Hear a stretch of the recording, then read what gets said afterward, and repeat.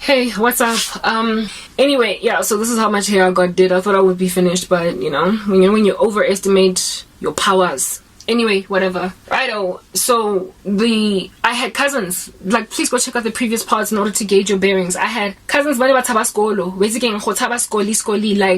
they started out at like colleges, universities, technicons, whatnot, back before they merged them all into one. They started out there and they lasted for all of 5 seconds and dropped out. And those people with that level of like irresponsible neck, now today, I had this cousin that not only dropped out of some kind of a higher learning institution, but like I said, ended up a criminal, right? And a busy a gangbanger here on the side of the street. Boloi and what have you. We thought, like, when all of these gangbanging activities of his were happening, he was only 20, like, 5 nyana. He was just still a boy, frankly. We were like, he no longer has a future in corporate. In corporate, where he got given, like, hooked up via my mom, and everybody loved him where he was working. They literally were singing his praises. Then he decided to go and commit crime, did not come to work one day, and on the day when he did not come to work, unannounced, the police were at his door. Sorry guys. The police came knocking. At that stage, it was over for him. Go corporate, he could forget it, right? He was now a criminal, a criminal record. We all thought that he was going to end up nowhere in life because of that. Today, dikoloi tsa di drivang. Today, matlo a phelang ko ona. Guys. And Tanyani, yeah, like he keeps on going the beginning stages of his criminal career. Onadula khobatwa warrant of arrest he would run, like literally the police would come. Next thing moto o jumpa ka lebota o tswile ka back door. Mme wa teng o mo thusitse hore a tswe cuz a batle ngwana ga end up in prison. He was a wanted man. We all thought it was over for him, that this dude is going to prison and he's going to spend some time there. Also after 15 years or something. There's no way, because he's already got a warrant of arrest. He is still a criminal today. He has never officially served time in prison. He's like walking around like a free man. There are no outstanding warrants of arrest for him. I was listening to, Yazi guys, hey, the Lord knows how to direct a woman or a man to understanding and knowledge as to grandship how certain things happened. So commit your ways to the Lord, and he will do this. He will make your righteousness shine like the dawn and the justice of your cause like the noonday sun. It is also written that trust in the Lord your God, lean not on your own understanding, in all that you do acknowledge him, and he will make your paths straight. He will give you knowledge. It is also written in God's word that he is a lamp to the feet. How didn't totally confusing? How is that situation? When something and you don't understand why something is happening, why certain things keep on slipping through the cracks. The Lord, like asking the Lord, why is there so much injustice in the land? Why are criminals being set scot-free, and why are their victims being made to languish with no justice? It's a halang God.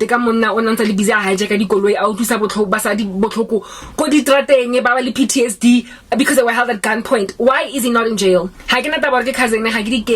He gave somebody trauma. Stealing he gave somebody trauma. There was a time I was the laptop. Hey baton guys, hey, Lord have mercy. There was this beautiful, like it could have been a Celine or a Gucci, these like printed, not Gucci, the print, yeah, Gucci original, Marnesi Gucci, like it was Celine or something, some expensive laptop bag, and it was sitting mo tropong, kohai, yam mewak. And I was like, yo, at the time I was employed, ne? I was like, yo, why don't you use it? Because I used to love walking around pulling my laptop on one of those sophisticated pulley bags as opposed to just, scoop it on the back of you. I was like, why have you just bagged it, Mona? It's so pretty. Why would you ditch this gorgeous laptop bag? And my mom was like, laptop bag. And let's say this cousin's name was Jombobo. She was like, yo, the laptop bag in because Jombobo umfile ona as present. Jombobo umfile laptop bag in. Sorry guys for that. Jombobo umfile this present, ne? And origin ya teng e guy. Jombobo ona, he used to, remember there was a time when criminals would steal laptops from people's boots. They literally did a whole criminal campaign. It was on television and everything and on the news, and they were saying, South Africans, you better be careful because there is this wave of crime rolling around where these guys got some remote control, where if at all you've got like an electric vehicle, type setup thing, you need to make sure before you leave your car, that your boot is actually closed and that your car is actually closed, because there's people who jam the signal, and so you go doop doop and they press something else in the distance in somewhere, and then next thing your vehicle is actually laid open. Or can I go spa? And then you go in there, do your groceries, go back to your car, drive home, think that all is good until you go in your boot. Until you go in your boot and you like try to fetch your laptop, ne? Or the next morning, because I went and your laptop is gone. And you like, hey, but what happened? But they stole your laptop in your boot, closed the boot and left. Like, stole goods, like things in your vehicle. And then they just left. No need to stick them up, nothing messy, nothing dirty. Nobody gotta die, nobody gotta be scared, nobody gotta have PTSD for being held at gunpoint. Disappear. My cousin was involved in such schemes as those. Only involved, he was among those that the police were warning everybody, double check moto yako. Double check it, man. Double check it, otherwise the laptop ya how hona visible signs of forced entry, so you're even going to struggle to claim from insurance. Double check. Before for being irresponsible with company property, because utsweditse laptop neng jabu, utsweditse laptop neng refill, utsweditse laptop neng jono, teka ha koloi ya gago ga ya thubwa, obuti o irresponsible kante utsweditse koloi ke jobobo, ara laptop ke jobobo. So what jobobo used to do was steal these laptops. What he would do is sell the laptops at tengi. I don't know whether they would break them up into parts, I don't know what they did with these laptops, likely sell them. Okay, resell them and what have you. But then these laptops came with laptop bags. They came with laptop bags. Do you understand what I'm saying? And Jobobo, sometimes when he found something cute, when he would find something cute in the car, he like, you know, when a conscience is seared, be like, this would look cute on my daughter. No, and di 8th August, so ke tlo laptop bag entle ya Gucci or entle ya Celine. He bathong guys, cousin ke eo ke ha efa mme wa ka laptop bag ew. I used to saying from some lady, you could tell it belonged to a woman. It was one of those, right? Like, if a dude walked around in the office like that, he's gotta be gay. Like, what in the world? It was obviously a woman's laptop bag. So some female then lost a laptop, and that got gifted to my mom. I was already born again at this stage when I'm finding these things out. These are the fruitless deeds of darkness. This is like ill-gotten gain type thing. When my mom told me, she was like, she's scared to use this laptop bag. I'm like, I'll take it if you don't want it. Why is it just sitting here?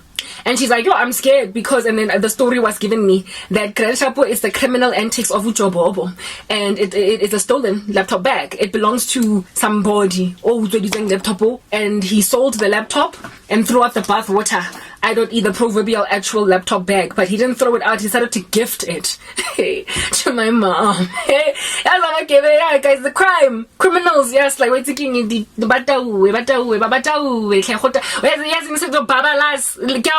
no mid drunkenness, never mind hangover. Anyway, whatever. So laptop bag e o le nna ke ha ke tshwara he nkare ya chesa nkare ke o le mo rapane on some echu no ke grand ya chesa ena. Hey, yeah, chesa ke grand ka yon. And I remember taking this to God in prayer. I wanted to take that laptop bag and throw it away altogether. But then the Lord was like, like literally just move on. That laptop bag still continued to run its rounds years down the line, even after I lost my career, and my mother still did not want to use it. So what did I do? One day in the fella, I went and I grabbed it. You know, when you are angry at sin, at this point, like back then I was still employed. And so the way at sin, I wasn't upset at injustice. I did not yet have this level of hatred for those works of those Nicolaitans, the deeds of those Gentiles. I'm kidding, but you know what is written about the church of Ephesus in Revelation 3.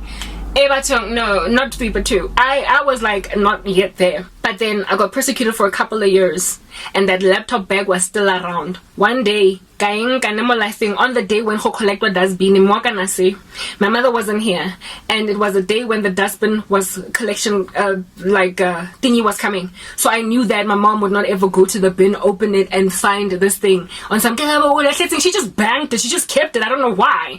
Guys, I was so pissed off. I was so upset. I'm sorry for using that word. I was so upset that I grabbed it in her stash.